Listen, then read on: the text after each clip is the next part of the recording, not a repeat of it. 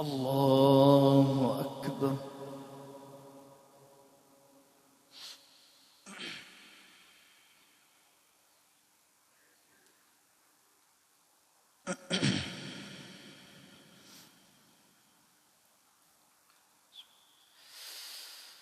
الحمد لله رب العالمين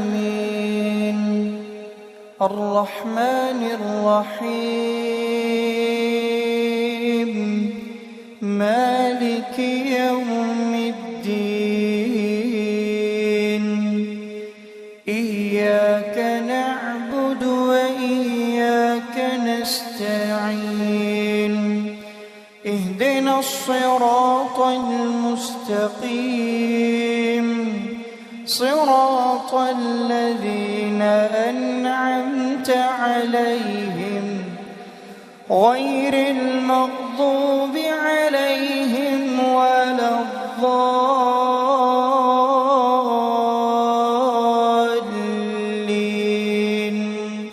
آمين. وإن لكم في الأنعام لعبرة نسقيكم مما في بطونه من بين فرث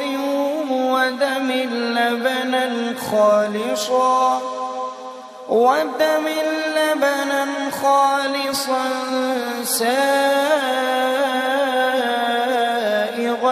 للشاربين ومن ثمرات النخيل والأعناب تتخذون منه سكرا ورزقا حسنا إن في ذلك لآية لقوم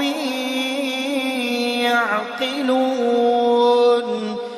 ومن ثمرات النخيل والأعناب تتخذون منه سكرا ورزقا حسنا إن في ذلك لآية لقوم يعقلون.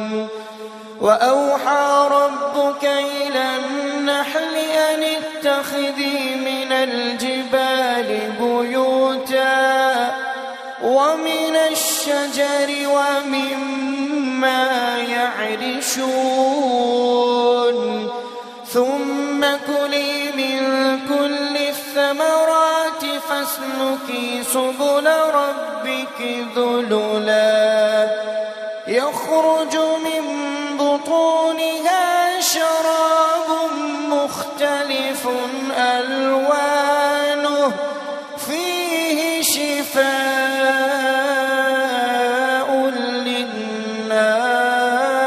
للناس إن في ذلك لآية لقوم يتفكرون.